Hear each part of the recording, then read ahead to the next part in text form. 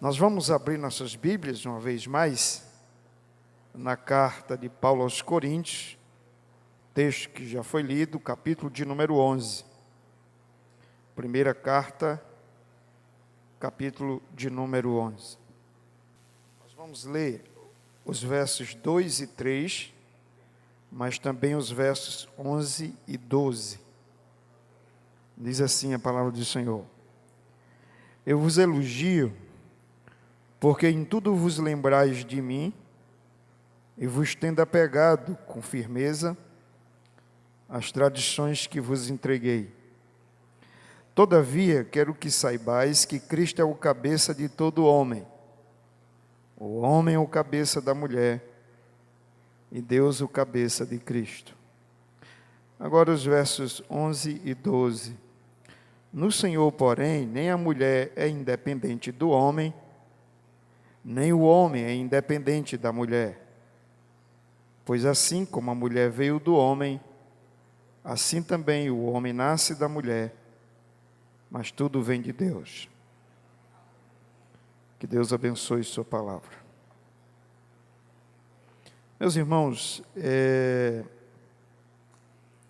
eu penso que o cristianismo, ou o modelo de religião que se pratica no Brasil, ele é cada vez mais influenciado pela cultura. É o que nós chamamos de um cristianismo secularizado. O que seria um cristianismo secularizado?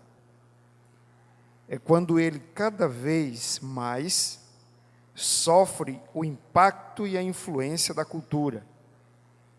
E cada vez menos ele sofre o impacto e a influência das Escrituras. Então, todas as vezes que a nossa prática religiosa ela é mais influenciada pelos padrões do mundo e da cultura, e é cada vez menos influenciada pelos padrões de Deus revelados na sua palavra, isso significa dizer que nós estamos sendo encaminhados para uma proposta religiosa secularizada, mundanizada. E isso, obviamente, tem seus efeitos. E esses efeitos aparecem na maneira da gente negociar, na maneira da gente fazer política, na maneira da gente produzir educação, da maneira da gente, acima de tudo, se relacionar. E a matriz de todos os relacionamentos está na família. Se o modo da gente se relacionar familiarmente é mais influenciado pelo mundo do que pelas Escrituras, pode ter certeza que o resto vai andar de cabeça para baixo, de pernas para o ar. Esse é o drama. Um drama que não é muito pequeno. Nós vivemos um modelo de cristianismo cada vez mais secularizado, cada vez mais influenciado pelas mídias antissociais, cada vez mais marcado pela lógica das novelas, cada vez mais influenciado pelos valores da cultura. Um exemplo disso é que o modelo de família, no modelo de família atual, o papel do homem está desaparecendo. E normalmente o que nós temos é um modelo de cultura que nos leva para os extremos. Ora o machismo e ora o feminismo. No machismo, a mulher é anulada. No feminismo, o homem é um banana. Não serve para nada. Houve uma época em que o machismo estava na moda. Agora o que está na moda é o feminismo. Nesse contexto, ser macho se tornou politicamente incorreto. O que estamos assistindo é o surgimento de uma geração de homens cada vez mais alienada quanto à importância do seu papel na família, na igreja e na sociedade. Homens que estão abdicando do papel que eles devem exercer no lar, na igreja e na sociedade. À luz da Escritura, o homem não tem que ser machista nem efeminado. O homem tem que ser homem. Tem que evidenciar a masculinidade com seus atributos de líder espiritual, cabeça da mulher e padrão ético-moral dos seus filhos. Isso é o que você vai encontrar na Bíblia.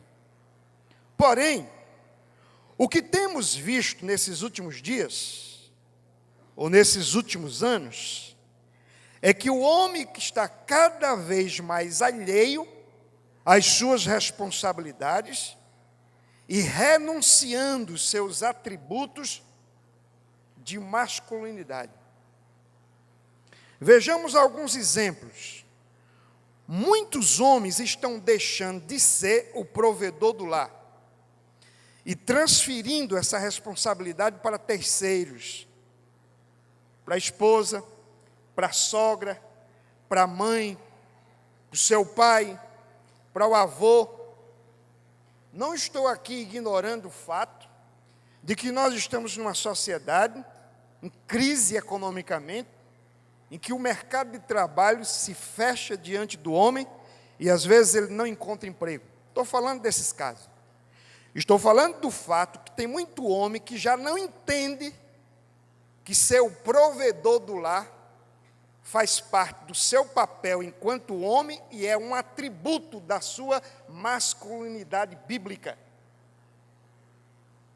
Outro exemplo. Muitos homens não mais governam o lar, são completamente omissos e passivos. Tanto faz ver a mulher no caminho do erro, como o menor ou o maior dos filhos. Ele faz de conta que não vê. Não é com ele. Porque ele simplesmente desistiu de governar a sua casa. Ele nem é cabeça da sua esposa e nem é o educador dos seus filhos. Muitos homens abdicaram do papel de instruir, corrigir, disciplinar e educar seus filhos. Eles não têm moral, eles não têm autoridade. Tanto faz ele falar com o filho como não falar. O filho o ignora, porque ele simplesmente está destituído de autoridade moral e espiritual para exercer o seu papel. Muitos homens são frouxos, covardes e alguns efeminados. Muitos homens não sabem o que significa ser cabeça da esposa.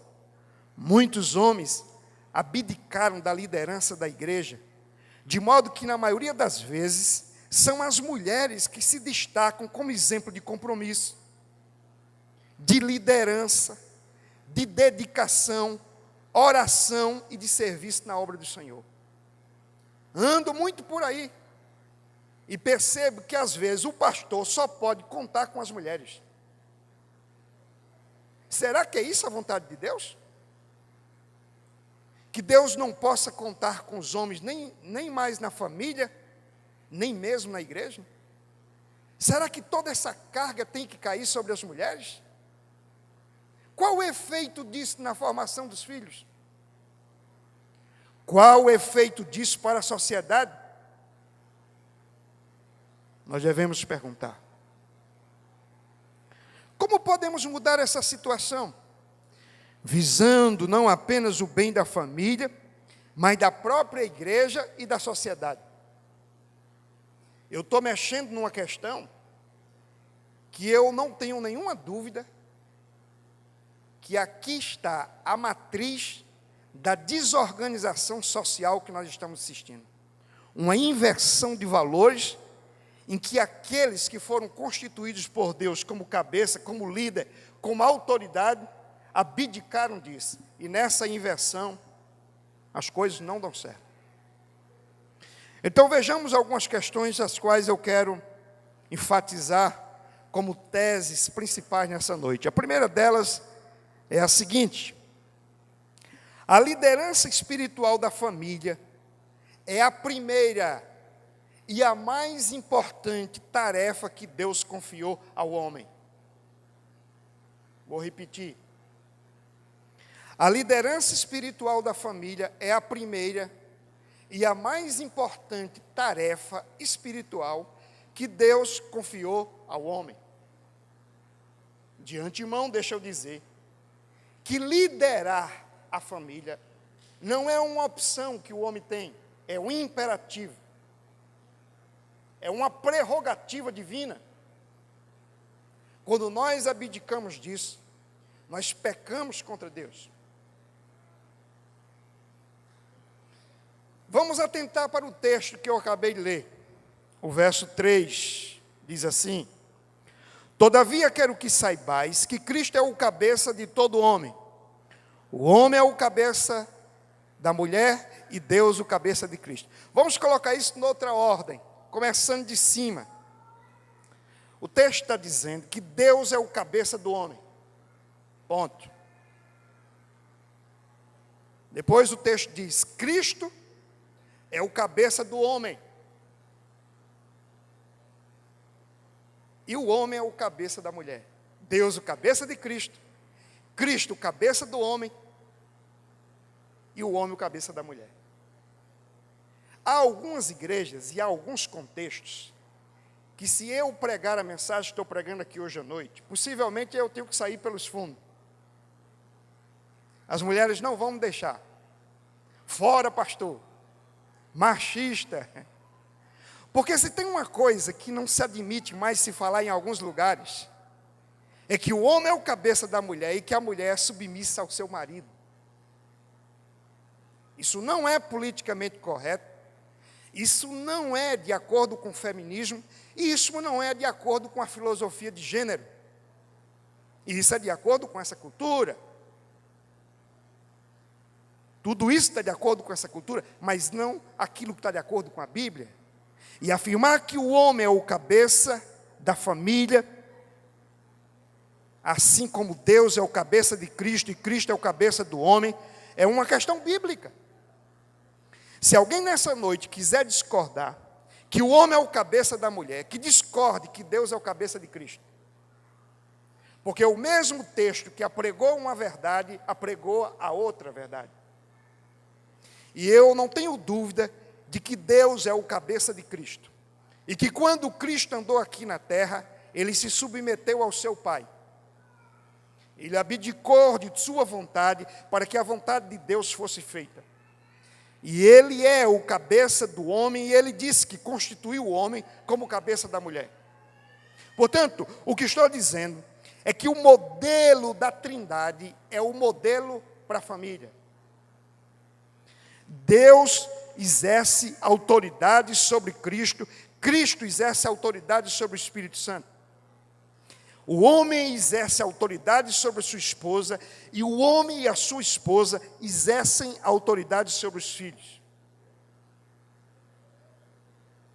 Se você não quiser entender isso, pode ter certeza que o que está acontecendo vai caminhar de uma maneira cada vez mais terrível, porque tem muitas casas que não apenas a mulher manda no marido,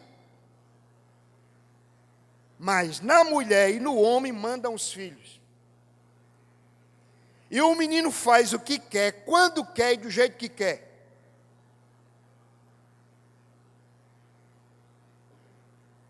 Portanto, a analogia usada pelo apóstolo Paulo aqui em 1 Coríntios tem a finalidade de mostrar que, assim como Deus Pai tem autoridade sobre o Deus Filho, embora os dois sejam plenamente iguais em divindade, de modo semelhante, o marido tem autoridade sobre a mulher, mesmo sendo os dois iguais em personalidade e importância.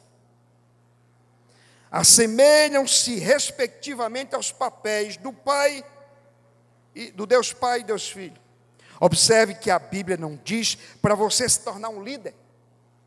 Ela diz que na sua casa o líder é você. A Bíblia não diz que, olha, marido, você tem que se tornar líder da sua casa. A Bíblia diz, você é o líder. Sabe por quê? No dia que você casou e você fez os votos matrimoniais, de que casaria com aquela mulher e que só se separaria caso morresse, até que a morte vos separe.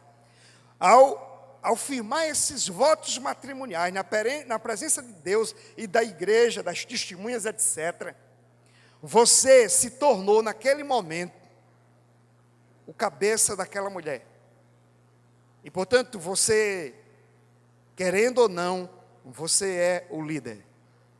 Agora, o que vai se discutir aqui é se a sua liderança é omissa ou autoritária, boa ou ruim, espiritual ou carnal, bíblica ou mundana, aprovada ou reprovada por Deus. Ela só não pode fazer de conta que não existe.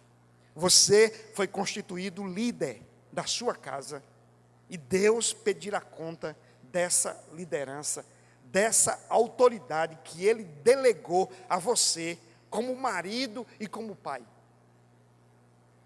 Em Efésios capítulo 5, versos 22, 23 e 33, eu encontro o seguinte: mulheres, cada um de vós seja submissa ao marido, assim como o Senhor. Verso 23, pois o marido é o cabeça da mulher, assim como Cristo é o cabeça da igreja, sendo Ele mesmo o Salvador do corpo. Entretanto, também cada um de vós ame sua mulher como a si mesmo, e a mulher respeite o marido. Observe o padrão. Cristo é o cabeça da igreja. O homem é o cabeça da mulher. A igreja se submete a Cristo. A mulher se submete ao seu marido. Cristo amou a igreja. O marido ame a sua esposa. A igreja se submete e honra a Cristo. A esposa respeite o seu marido. O papel que o homem tem de desempenhar em sua casa não é opcional. Faz parte da responsabilidade que Deus lhe confiou. Deus o constituiu marido e pai. E ninguém pode ser marido e pai sem exercer liderança. Portanto, atente para isso. O que está aqui em discussão é se nós somos líderes ou não da nossa casa. Porque ser marido e ser pai é liderar. E todo mundo sabe aqui que liderar não é uma tarefa fácil. Ela é extremamente desafiadora. Exige equilíbrio, sabedoria, discernimento, capacidade de tolerância nas coisas e outras não. Negociar o que é negociável e o que é inegociável não se negocia. Portanto, liderar é andar numa linha tênue. Liderar é a coisa mais desafiadora que tem, porque você lida com pessoas que têm ideias diferentes das suas.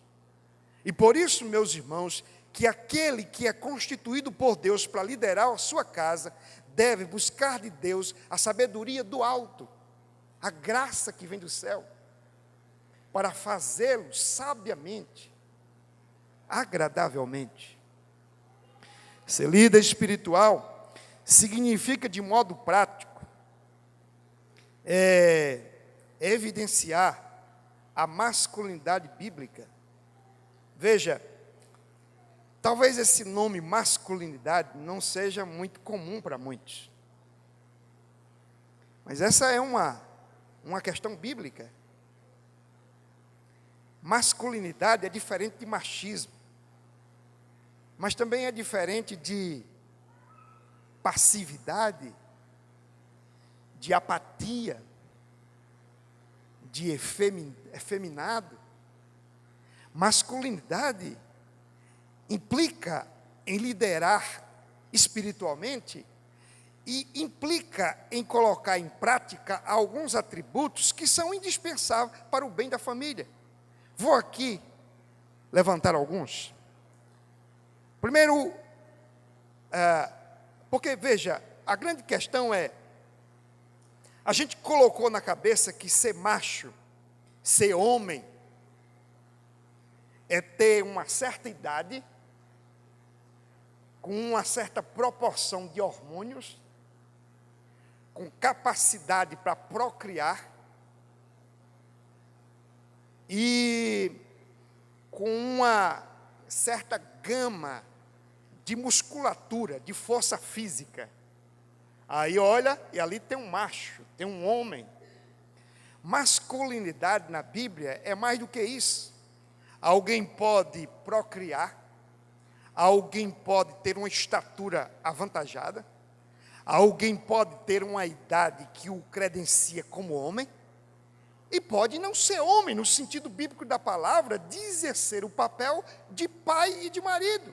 Por isso que a masculinidade bíblica vai resgatar atributos que, de fato, somente aí dizem se um homem é homem, de fato, na concepção bíblica. Então, vamos trazer alguns. Primeiro, se ele é capaz, de fato, de liderar a sua família. Um sujeito, para liderar a sua casa, ele tem que ser muito mais macho do que macho na concepção nordestina da palavra. Ele tem que ter atributos morais, emocionais e espirituais. Assim sendo, meus irmãos, ele tem que ser alguém com condição de liderar a sua família de maneira espiritual, com firmeza, justiça e confiabilidade. Ou seja, sua família tem que olhar para ele e dizer, não, vamos segui-lo. A mãe, no caso a esposa, chega para os filhos e diz, meu filho, faça o que teu pai está mandando, porque você sabe que o seu pai, ele sempre nos leva para o caminho do bem.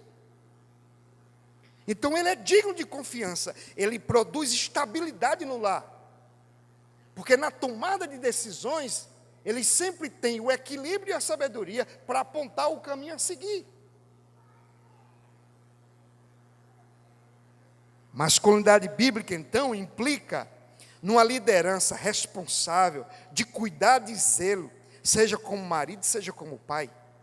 A cultura machista exaltou a virilidade sexual, e a cultura atual, do politicamente correto, anulou a autoridade do homem em nome de uma suposta igualdade. Porém, na Bíblia, masculinidade significa cumprir de maneira agradável a Deus o papel de pai e de marido. Outro exemplo de masculinidade na Bíblia significa preparar-se desde cedo para o exercício de uma profissão. Meus irmãos, isso aqui é muito importante. Os pais deveriam preparar os seus filhos desde cedo para exercer uma profissão, com senso de vocação. Significa lidar responsavelmente com o dinheiro, suprir as necessidades de sua família. Um homem, segundo a Bíblia, é alguém que sabe como ganhar e administrar o dinheiro, com sabedoria e equilíbrio, a fim de cumprir bem seu papel de provedor do lar. Então, você já viu que tem alguém que ele vai passar por 50 empregos, não dá certo nenhum. Ele não foi preparado para exercer uma profissão, para ser cidadão, para trazer o sustento para a sua família.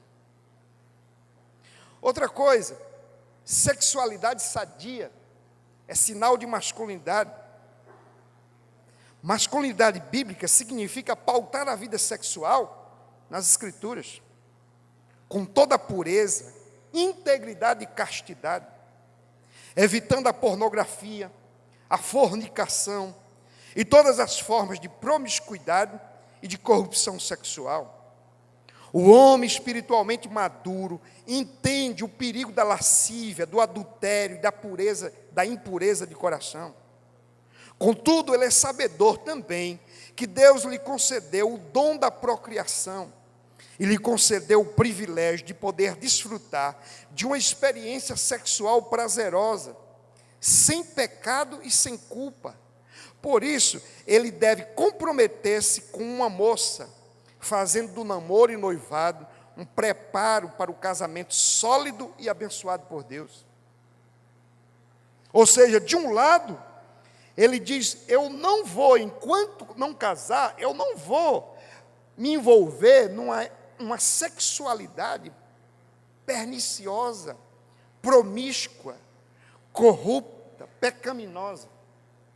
Mas, por outro lado, eu posso escolher uma moça zelosa, piedosa, namorar e noivar, fazer desse namoro e noivado um preparo espiritual, de crescimento emocional e intelectual, se planejar financeiramente, e aí a gente casa, e eu vou poder desfrutar, gerando filhos, de um companheirismo que seja para toda a vida.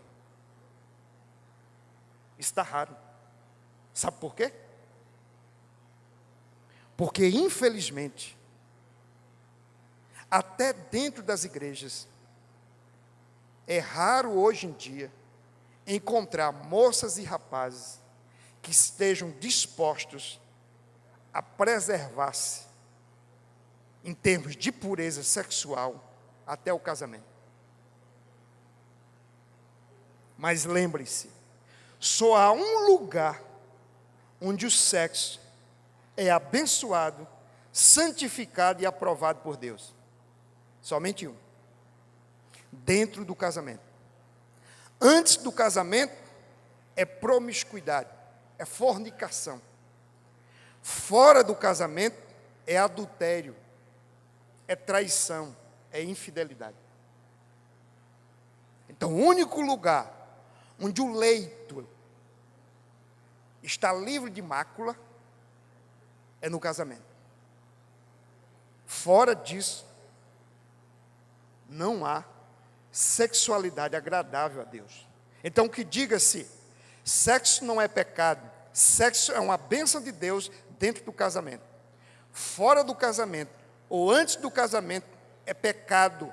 A modernidade, a pós-modernidade, as filosofias, os professores podem dizer o contrário. A igreja pode até relativizar, mas a Bíblia não vai mudar por causa disso. Ela vai continuar dizendo que essa é a vontade de Deus, a vossa santificação. A gente pode até fazer de conta que não está vendo, mas Deus está vendo. A gente pode até fazer de conta que está tudo certo, mas a Bíblia vai continuar dizendo que está errado.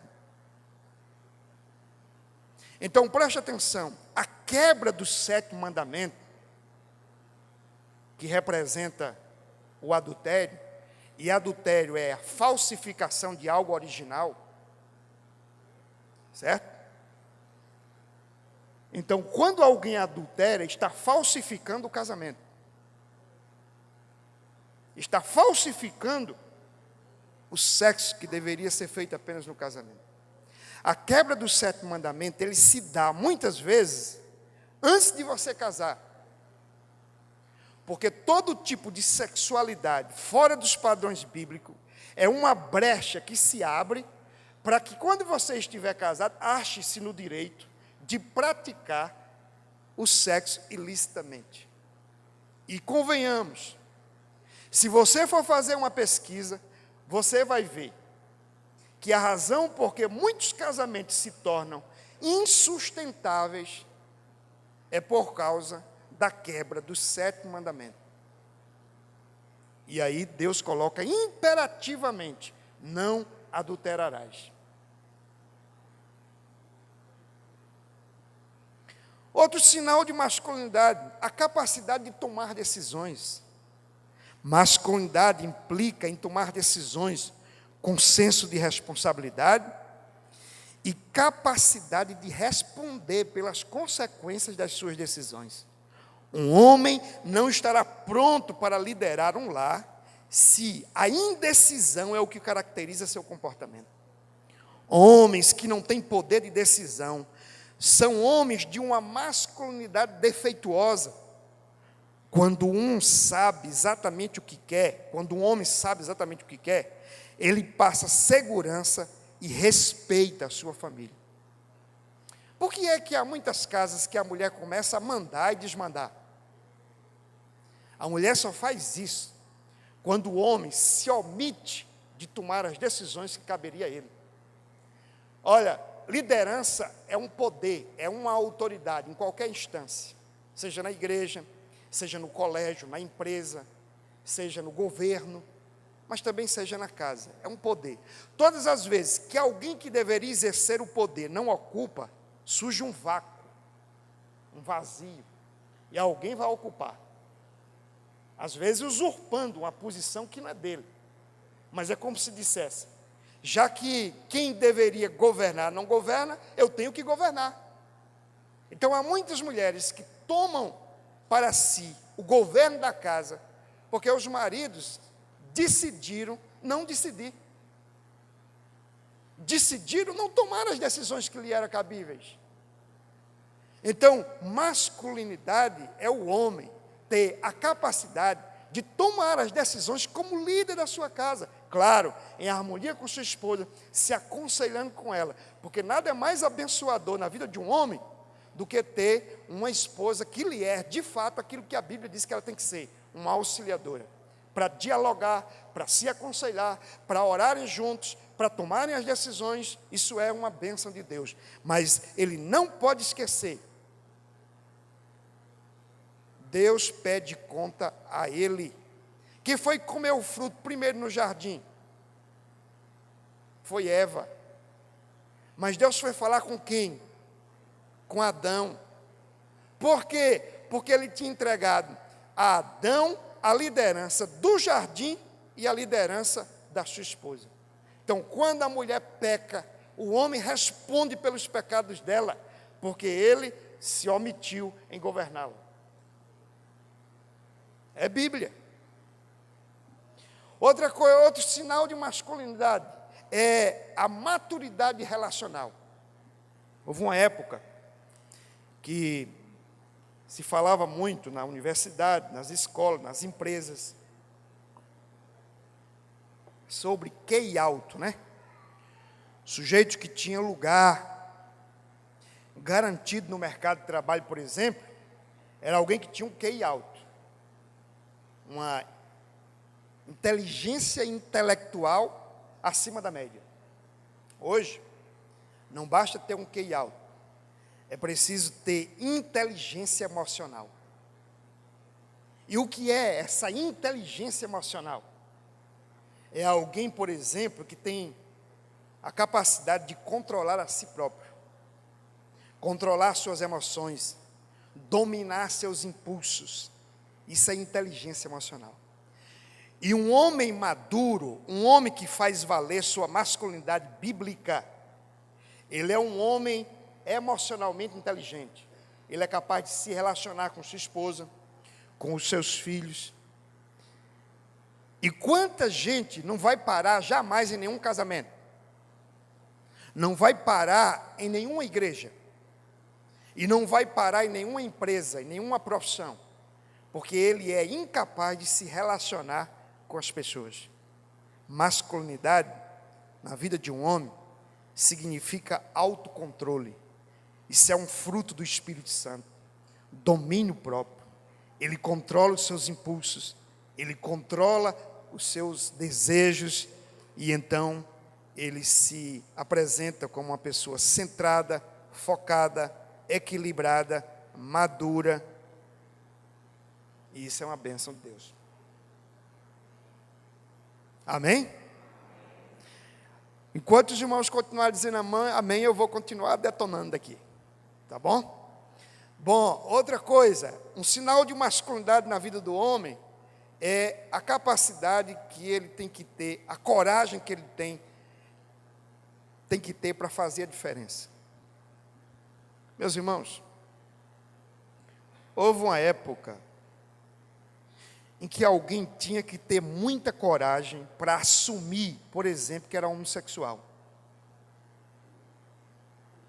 Hoje, você tem que ter muita coragem para dizer que não concorda com isso. Houve uma época que as pessoas teriam que ter muita coragem para ir para uma sala de aula e pregar contra os valores da família. Hoje, você tem que ter coragem para defender os valores da família.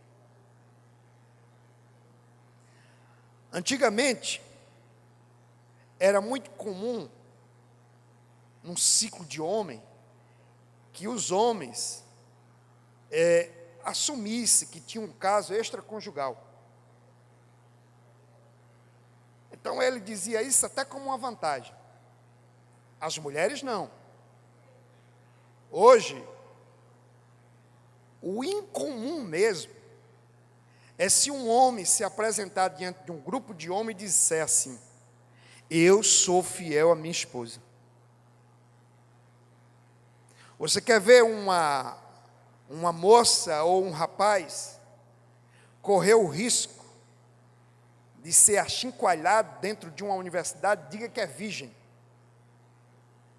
Imagine uma moça de 23 anos, um rapaz de 25 anos, dentro de uma faculdade, dizendo, por uma questão de convicção de fé, eu entendo que só devo praticar sexo no casamento. O que é que vai resultar? Agora, se disser que é gay, está tudo normal. O que eu estou chamando a atenção é que eu estou diante de um auditório que eu acredito que na sua maioria é evangélico.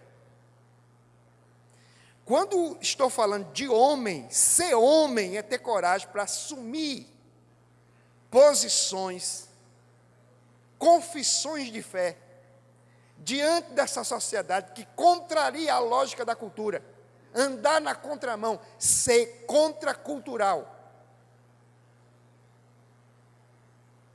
Isso é ser homem. Ser homem não pode sair por aí matando, dando na cara do outro, dizendo palavrão, contando piada suja. Isso é próprio de homem. Enchendo a cabeça de cachaça, desrespeitando a esposa, sem nenhum compromisso com os filhos. Qual é o modelo de homem nessa cidade? É beber cachaça? É se prostituir? É dizer palavrão? Qual é o modelo de homem cristão para essa cidade? É de homens santos que têm uma linguagem pura, de homens que administram bem o dinheiro, não gastando com aquilo que não é pão, mas fazendo provisão para o seu lar, educando o seu filho no caminho que se deve andar.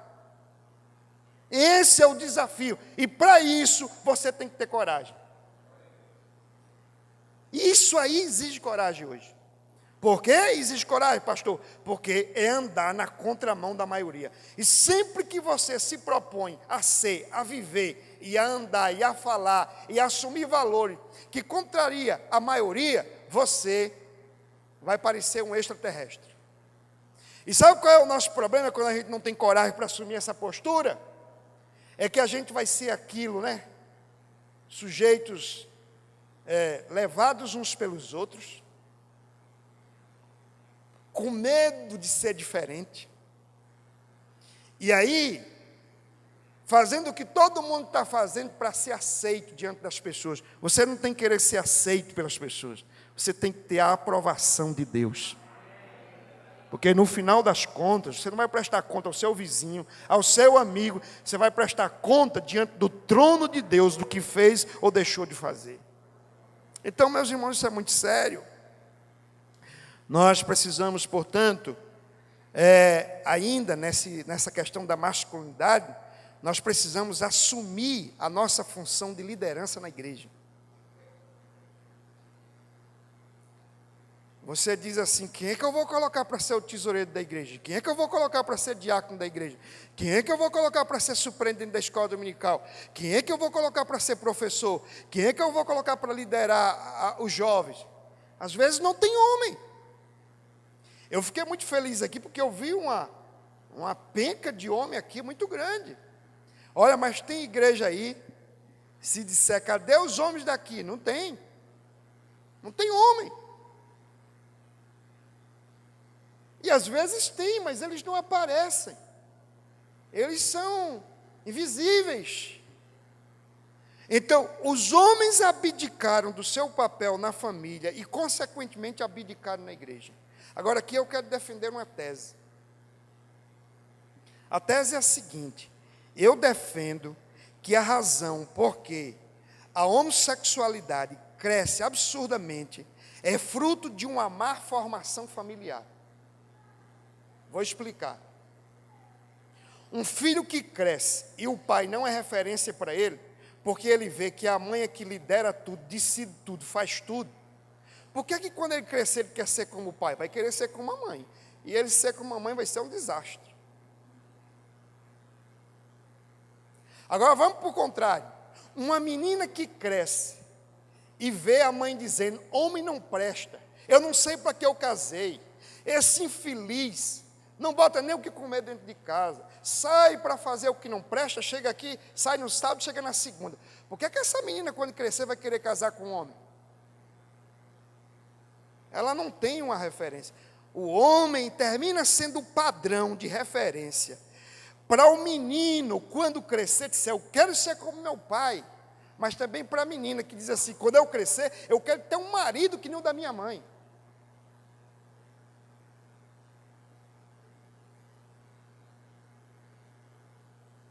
Então, essa desorganização que está acontecendo é fruto dessa desorganização familiar.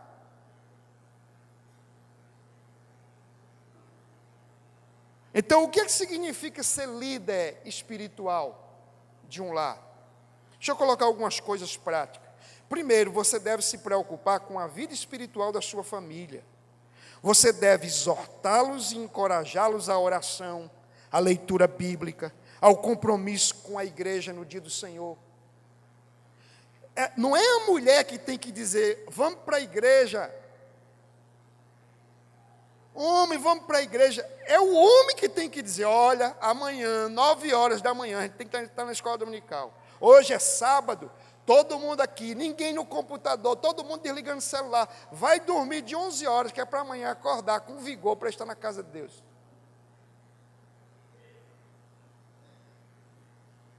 Eu estou dizendo o que eu faço na minha casa. Meu filho sabe que depois das 11 ele não pode ficar com nenhum instrumento ligado, muito menos de sábado para domingo. Eu quero ele inteiro no domingo para ir à casa de Deus e aprender do Senhor. Agora, se seu filho fica até 2 horas, 3 horas da manhã, você não sabe o que é que ele está lá sendo influenciado. Você está respondendo pelo seu filho diante de Deus?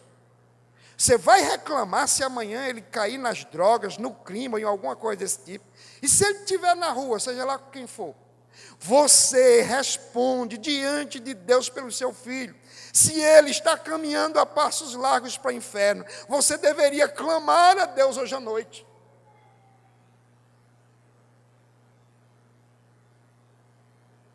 Tem um livro dos puritanos do século XVII que eles ficam imaginando os filhos diante do tribunal de Cristo, dizendo, pai, por que é que o Senhor não me disse que eu estava indo para o inferno?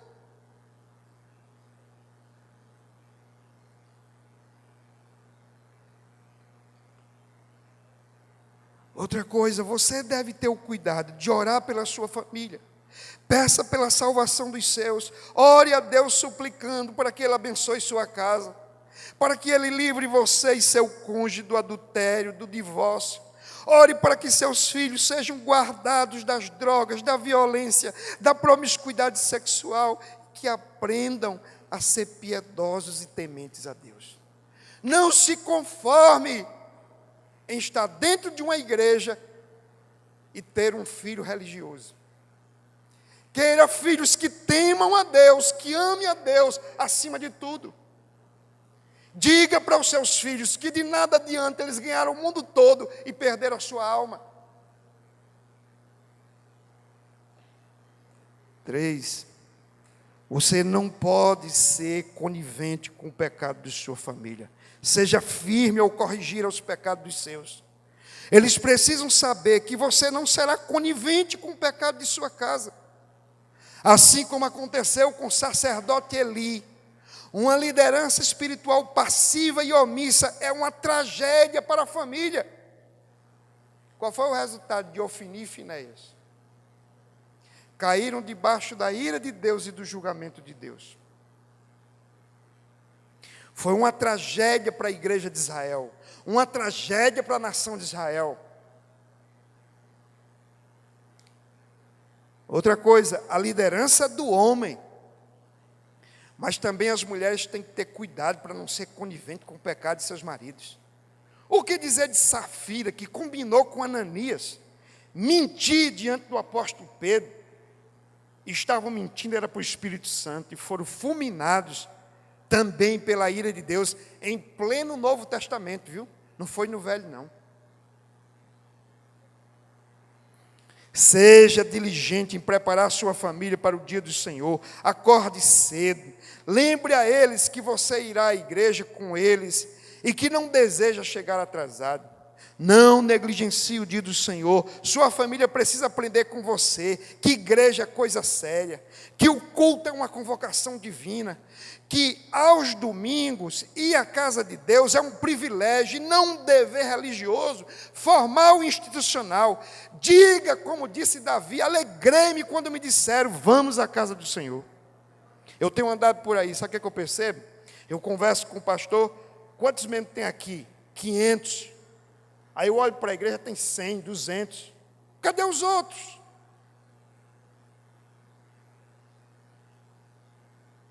Um dia eu estava em Mossoró. Fui pregar lá. Estava no elevador, descendo, de um hotel. Tinha uma velhinha lá, seus quase 80 anos. Estava de férias na cidade de Mossoró. E os filhos, a família toda, iam passear para a praia. E disse, vamos mamãe, vamos vovó, a senhora tem que ir com a gente. Ela disse, não, hoje é domingo, eu vou para a igreja. Vocês me procurem uma igreja aqui, que eu vou para a igreja e vocês podem ir. Depois eu pego um táxi e volto para o hotel. Isso é dever só dos velhos, dos antigos? Não, é daqueles que sabem que o reino de Deus tem que ter prioridade sobre o lazer, o entretenimento e todas as outras coisas. Você deve saber que a figura masculina na formação da personalidade e equilíbrio emocional dos filhos é imprescindível. O impacto da presença do pai na formação dos filhos é uma coisa extraordinária. Batalhe pela alma do seu filho. Você não pode perder seus filhos para o diabo e reagir como se nada estivesse acontecendo. Não é possível que você veja seu filho se desviando, com comportamentos morais inadequados, presos à internet, com um namoro indecente, com um projeto de vida sem futuro, e você acha que Deus está achando tudo normal. Sabe por que Deus não acha normal? Porque os filhos que Deus colocou em suas mãos não são seus. Eles são a herança do Senhor. O Salmo 127 diz uma coisa interessante. Diz que os filhos são como o quê? Flechas nas mãos de um arqueiro. Aí eu pergunto, o que é que você faz com uma flecha? Você coloca do seu lado, né? Mas em algum momento você arremata essa flecha na direção de quê? De um alvo.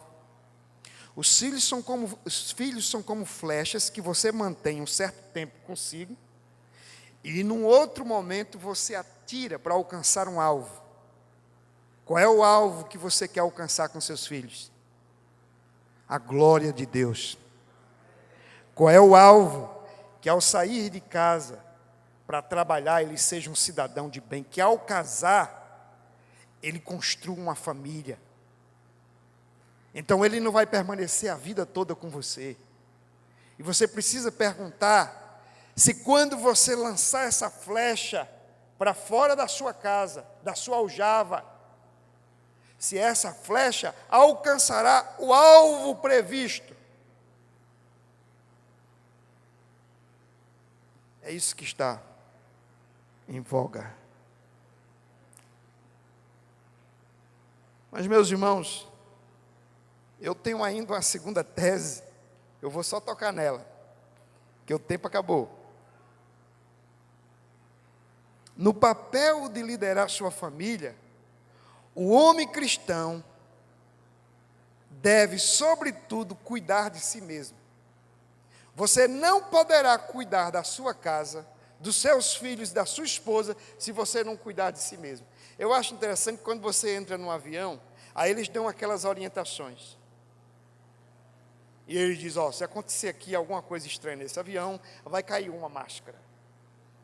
E o que é que eles dizem? Põe a máscara primeiro no seu filho e depois põe em você?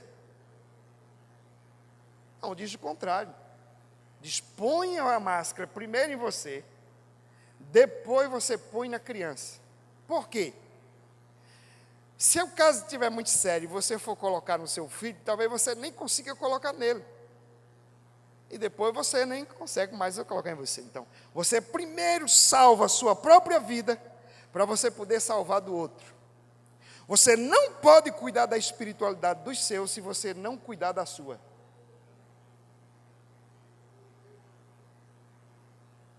Então, o homem que se propõe a liderar sua casa, primeiro ele tem que cuidar da sua vida. E o que é que a Bíblia diz sobre isso? De tudo quanto se deve guardar, guarda o seu coração. Qual é o perfil de homem digno de ser seguido para a sua família? Certamente, antes de qualquer outra coisa, ele precisa ser um homem de virtudes ou de caráter. As pessoas só seguem um líder quando ele é confiável. E ninguém é confiável se não possui integridade de caráter. O pai precisa saber, os filhos precisam saber que o seu pai é confiável, sua mãe é confiável. Se há um lugar onde revelamos nosso caráter, é na família. Assim, aquilo que somos na vida particular será determinante para a nossa vida pública. Um homem será na vida pública o reflexo do que ele é na vida familiar. O primeiro passo para que um homem seja um líder espiritual é cuidar de si mesmo, é cuidar do seu coração, é cuidar do seu caráter. Sobre tudo o que se deve guardar, guarda o teu coração, porque dele procedem as saídas da vida. Antes de cuidar da família, o líder espiritual deve cuidar de si mesmo. Se você não estiver saudável, como poderá ajudar os que adoecem? Cuida de ti mesmo e do teu ensino. Persevera nestas coisas, porque fazendo isto te salvarás tanto a ti mesmo, como aos que te ouvem, diz Paulo a Timóteo. O que é uma liderança espiritual? É muito mais do que influência, é integridade. É muito mais do que parecer, é viver. É muito mais do que falar, é fazer. É muito mais do que fazer, é ser. Ninguém poderá ser um bom marido se não é um homem bom. Um homem bom, naturalmente, será um bom marido. Um bom pai, um bom filho. Se temos que nos esforçar para cumprir com os papéis que nos são atribuídos, incorremos no risco de sermos apenas meros atores. Preste atenção. Você não tem que interpretar o papel de um bom marido, se esforçar para ser um bom marido. Você não tem que interpretar o papel de ser um bom pai, se esforçar para ser um bom pai. Você tem que ser um crente autêntico e verdadeiro. E você será, sem se esforçar, um bom marido e um bom pai. Às vezes a gente quer fazer sem ser, mas se a gente faz. Eu quero concluir. eu quero me dirigir em primeiro lugar às mulheres. Deus colocou o seu marido como cabeça, mas Ele colocou você como auxiliadora. Uma mulher virtuosa, ela edifica o lar. Uma tola destrói. Você dá uma feira para uma mulher virtuosa, no valor de R$200 e passa o mês. Você dá uma feira de R$1.000 para uma mulher desastrada, com 15 dias acaba tudo.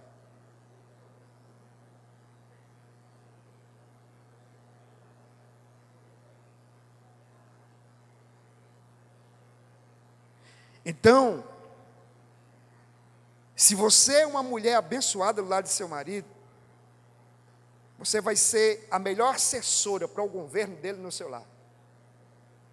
Você vai orar pelo seu marido, você vai aconselhar seu marido, você vai estar do lado dele, e você vai ajudá-lo a criar os seus filhos para Deus.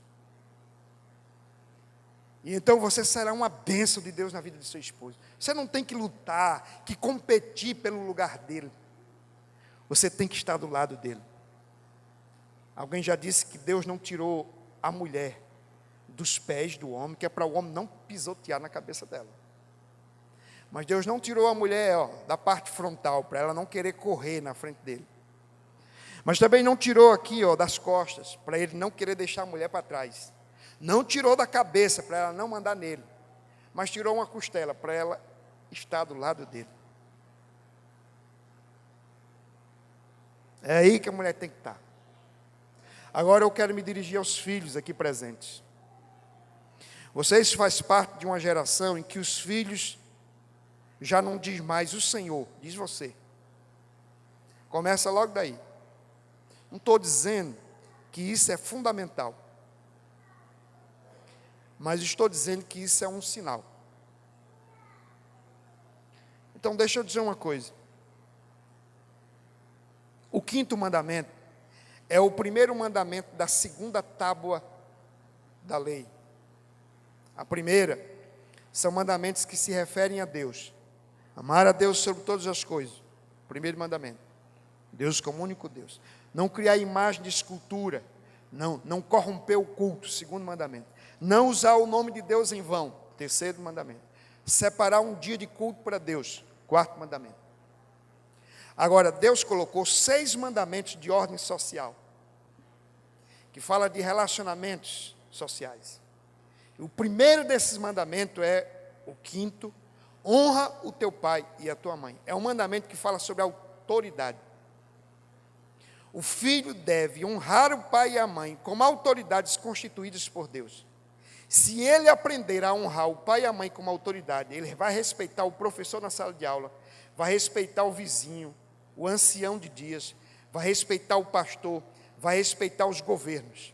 Mas se ele não respeita o pai e a mãe, ele não terá nenhum respeito por ninguém nesse mundo. Não espere que ele honre a ninguém nesse mundo, porque quem não tem respeito pelo pai e a mãe, não vai respeitar ninguém. E tem jovens dentro da igreja, crianças dentro da igreja, que aprende muita coisa, mas não aprende a respeitar o pai e a mãe. São anjos na igreja, demônios em suas casas. Eu quero dizer que isso é incompatível. Os pais devem ensinar os seus filhos a lhe honrarem. Um dia eu disse para meu filho, presta atenção, eu vou ter que te corrigir, porque Deus colocou o governo da tua vida em minhas mãos, e eu respondo diante de Deus. Nesse exato momento eu não gostaria de fazer o que eu vou ter que fazer, mas eu vou fazer, porque eu respondo diante de Deus pela autoridade da sua vida. Eu vou ter que corrigi-lo. Então, o 5º mandamento é o primeiro mandamento com promessa. Se você quer viver muito e viver bem, você tem que atentar para esse mandamento. E, finalmente, eu me dirijo a todos os homens aqui. Meus queridos, há sempre coisas para a gente consertar no nosso governo familiar. Há sempre coisas. Você pode ser o melhor marido, mas tem coisa para consertar. Pode ser o melhor pai, mas tem coisa para... Nós somos imperfeitos. Então, volta para casa hoje, ora a Deus e diz, Senhor, o que é que eu preciso consertar no meu governo? À luz da Bíblia, o que é que eu preciso melhorar como pai e como marido? porque eu quero ser um cristão autêntico, começando na minha casa. Que Deus nos abençoe.